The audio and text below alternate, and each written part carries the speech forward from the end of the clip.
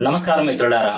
ప్రపంచంలోనే అతిపెద్ద ప్రజాస్వామ్య దేశం, 140 కోట్లకు పైగా జనాభాతో గ్లోబల్ లీడర్ గా దూసుకుపోతున్న భారతదేశానికి ఐక్యరాజ్యసమితి భద్రతా మండలిలో శాశ్వత సభ్యత్వం ఎందుకు దక్కడం లేదు? ప్రపంచ శాంతి కోసం, మానవాళి సంక్షేమం కోసం నిరంతరం శ్రమిస్తున్న మన భారతావనికి వీటో అధికారం ఇవ్వడానికి అంతర్జాతీయ శక్తులు ఎందుకు భయపడుతున్నాయి? అసలు ఐక్యరాజ్యసమితిలో భారత స్థానంపై జరుగుతున్న తెర వెనుక రాజకీయం ఏమిటి? మనల్ని అడ్డుకుంటున్న దేశం ఏది? మనకు అండగా నిలబడ్డ దేశాలేవి? ఒకవేళ భారతం ఇలాగే నిర్లక్ష్యం చేస్తే మన వ్యూహం ఏంటి? ఈ ప్రశ్నలన్నింటికీ సమాధానం తెలుసుకునేలా, అంతర్జాతీయ వేదికపై భారతదేశ సత్తాను చాటి చెప్పేలా ఇప్పుడు మనం మాట్లాడుకుందాం. ఐక్యరాజ్య సమితి 1945లో రెండో ప్రపంచ యుద్ధం ముగిసిన తరువాత ఏర్పడినప్పుడు ఆ యుద్ధంలో గెలిచిన 5 ముఖ్య దేశాలైన అమెరికా, బ్రిటన్, ఫ్రాన్స్, రష్యా మరియు చైనా దేశాలు భద్రతా మండలిలో శాశ్వత సభ్యులుగా చేరాయి.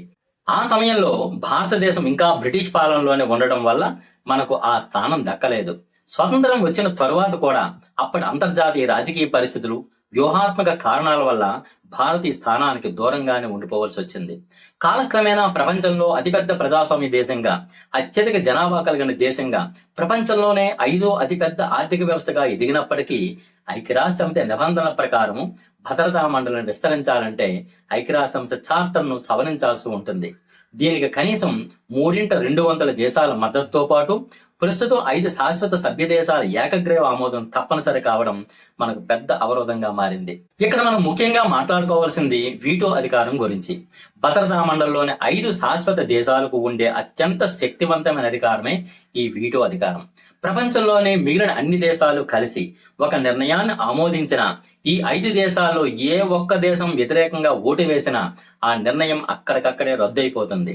ఒకవేళ భారతదేశానికి ఈ శాశ్వత సభ్యత్వంతో పాటు వీటో అధికారం కూడా లభిస్తే అంతర్జాతీయ వేదికపై మన దేశ పరపతి, నిర్ణయాధికారం ఊహించిన స్థాయికి పెరుగుతాయి.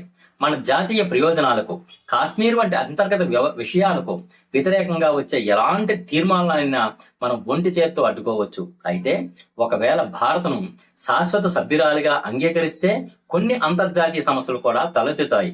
ముఖ్యంగా భారత్తో పాటు జర్మనీ, జపాన్, బ్రెజిల్ వంటి దేశాలు కూడా రేసులో ఉన్నాయి. భారత్కి ఇస్తే తమకు ఇవ్వాలని అవి డిమాండ్ చేస్తాయి. దీనివల్ల భద్రతా మండలిలో సభ్యుల సంఖ్య పెరిగి నిర్ణయాలు తీసుకోవడం మరింత ఆలస్యం అవుతుందని, మండలి అసలు ఉద్దేశమే దెబ్బతింటుందని కొన్ని దేశాలు వాదిస్తున్నాయి. మిత్రులారా, అంతర్జాతీయ రాజకీయాలపై, భారతదేశ వ్యూహాలపై మరిన్ని ఆసక్తికరమైన విశ్లేషణలు మరియు తాజా అప్డేట్స్ కోసం దయచేసి మా ఛానల్ను ఇప్పుడే సబ్స్క్రైబ్ చేసుకోండి. అలాగే పక్కనే ఉన్న బెల్ ఐకాన్ క్లిక్ చేయడం మర్చిపోకండి. భారత్కు వీటో అధికారం వస్తే మిగిలిన దేశాలకు వచ్చే సమస్యల విషయానికి వస్తే ముఖ్యంగా పాకిస్తాన్ వంటి పొరుగు దేశాలు తీవ్ర ఆందోళన చెందుతాయి. ఎందుకంటే అంతర్జాతీయ వేదికలపై భారత్ను ఇరుకుని పెట్టడానికి అవి చేసే ప్రయత్నాలన్నీ పూర్తిగా విఫలమవుతాయి. అలాగే పాశ్చాత్య దేశాలు కొన్నిసార్లు తమ సొంత ప్రయోజనాల కోసం తీసుకొచ్చే తీర్మానాలను భారత్ తన స్వతంత్ర విదేశాంగ విధానంతో వీటో చేసే అధికారం ఉంటుంది. ఉదాహరణకు రష్యా ఉక్రెయిన్ వివాదంలో భారత్ ఎటువైపు మొగ్గు చూపకుండా తటస్థంగా ఉంది. రేపు భారత్కు వీటో వస్తే అమెరికా లేదా ఇతర పాశ్చాత్య దేశాల వ్యూహాలకు భారత్ ఎల్లప్పుడూ మద్దతు ఇస్తుందనే నమ్మకం వారికి లేదు. అందుకే భారత్ లాంటి స్వతంత్ర ఆలోచనల గల దేశానికి వీటో ఇవ్వడానికి తెర వెనుక కొన్ని శక్తులు సంకోచిస్తాయి. అయినప్పటికీ ప్రస్తుతం ప్రపంచంలోని మెజారిటీ దేశాలు భారతదేశానికి అండగా నిలుస్తున్నాయి. భద్రతా మండలిలోని 5 శాశ్వత దేశాల్లో అమెరికా, రష్యా, ఫ్రాన్స్ మరియు బ్రిటన్ దేశాలు బహిరంగంగానే భారత శాశ్వత సభ్యత్వానికి తమ మద్దతును ప్రకటించాయి. వీటితో పాటు ఆఫ్రికా, లాటిన్ అమెరికా మరియు ఆసియా ఖండాల్లోని అనేక అభివృద్ధి చెందుతున్న దేశాలు భారత్ను తమ ప్రతినిధిగా చూస్తూ మద్దతు ఇస్తున్నాయి. కానీ భారతదేశ ప్రయత్నాలను దశాబ్దాలుగా తీవ్రంగా అడ్డుకుంటున్న ఏకైక ముఖ్య దేశం చైనా ఆసియా ఖండంలో తన ఆధిపత్యాన్ని ప్రదర్శించడానికి ప్రయత్నిస్తోంది. భారత్ కూడా భద్రతా మండలిలో శాశ్వత దేశంగా మారితే తన ప్రాధాన్యత తగ్గుతుందని చైనా భయం. అందుకే సరిహద్దు వివాదాలను సాకుగా చూపుతూ లేదా పాకిస్తాన్ ముందుంచుతూ చైనా తన వీటో అధికారంతో భారత్ను శాశ్వత సభ్యత్వాన్ని ప్రతిసారి అడ్డుకుంటూ వస్తోంది. ఐక్యరాజ్య సమితి భద్రతా మండలిలో భారతదేశ శాశ్వత సభ్యత్వంపై మన ప్రధానమంత్రి నరేంద్ర మోడీ అంతర్జాతీయ వేదికలపై అత్యంత స్పష్టమైన, నిశ్చితమైన వ్యాఖ్యలు చేశారు. ఐక్యరాజ్య సమితి ఏర్పడి 80 ఏళ్లు దాటుతున్న నేటి ఆధునిక ప్రపంచ వాస్తవాలను ప్రతిబింబించిన పాత నిర్మాణాన్ని పట్టుకొని వేలాడడంపై ఆయన తీవ్ర అసంతృప్తి వ్యక్తం చేశారు. ప్రపంచంలోనే అత్యధిక జనాభా కలిగిన దేశం, అతిపెద్ద ప్రజాస్వామ్య దేశం, మరియు ప్రపంచ శ్రేయస్సు కోసం నిరంతరం శ్రమిస్తున్న భారతదేశాన్ని పక్కన పెట్టి చేసే సంస్కరణలు అర్ధరహితం అని ఆయన ఐక్యరాజ్యసమితి జనరల్ అసెంబ్లీ వేదికగా స్పష్టం చేశారు. ఐక్యరాజ్యసమితి సమకాలీన ప్రపంచానికి అనుగుణంగా మారకపోతే దాని విశ్వసనీయతను మరియు అంతర్జాతీయ సమస్యలను పరిష్కరించే శక్తిని కోల్పోతుందని ఆయన హెచ్చరించారు.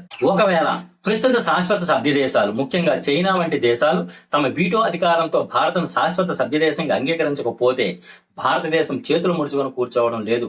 దీనికోసం భారత్ చాలా బలమైన బహుముఖ వ్యూహాన్ని అనుసరిస్తోంది.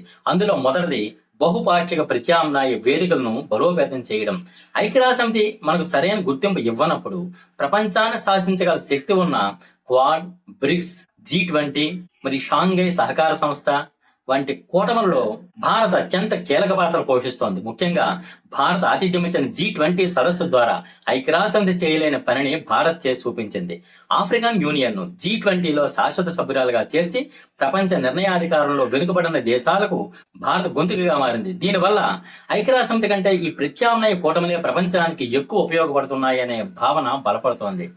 భారత్ అనుసరిస్తున్న మరో వ్యూహం గ్లోబల్ సౌత్, అంటే అభివృద్ధి చెందుతున్న మరియు పేద దేశాల నాయకత్వాన్ని చేపట్టడం. ఆసియా, ఆఫ్రికా, లాటిన్ అమెరికా దేశాలకు ఐక్యరాజ్యసమితిలో సరైన ప్రాతినిధ్యం లేదు. భారత్ ఆ దేశాలన్నిటినీ ఏకం చేసి వారి సమస్యలను ప్రపంచ వేదికలపై వినిపిస్తోంది. దీనివల్ల 100కు పైగా దేశాల మద్దతు భారత్కు లభిస్తోంది. భవిష్యత్తులో ఐక్యరాజ్యసమితిలో ఏదైనా సంస్కరణలు జరగాలంటే ఈ దేశాల ఓట్లు చాలా కీలకంగా మారుతున్నాయి. ఇక చివరి వ్యూహం ఆర్థిక మరియు సైనిక శక్తిని పెంచుకోవడం. అంతర్జాతీయ రాజకీయాల్లో మాట కంటే చేతలకు, బలానికి ఎక్కువ విలువ ఉంటుంది.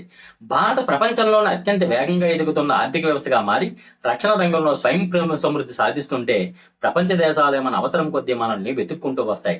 ఐక్యరాజ్యసమితిలో శాశ్వత సభ్యత్వం ఇవ్వకపోయినా అంతర్జాతీయ శాంతి భద్రతల పరిరక్షణలో భారత్ ఎల్లప్పుడూ అగ్రభాగాన ఉంటుంది. తన బాధ్యతను సక్రమంగా నిర్వహిస్తూనే హక్కుల కోసం ప్రపంచ దేశాలు ఎదుట గట్టిగా నిలబడడం. ఒకవేళ ఐక్యరాజ్యసమితి మారకపోతే దాని ప్రాధాన్యతను తగ్గించేలా అంతర్జాతీయ వ్యూహాలు రచించడం భారతదేశం యొక్క ప్రస్తుత కార్యాచరణగా ఉంది. ఏది ఏమైనా మారుతున్న ప్రస్తుత ప్రపంచ పరిస్థితుల్లో భారతదేశాన్ని పక్కన పెట్టి ఐక్యరాజ్యసమితి ముందుకు సాగడం అసాధ్యమనే భావన రోజు రోజుకు బలపడుతోంది. మరో వీడియోలో మళ్ళీ కలుద్దాం. నమస్కారం.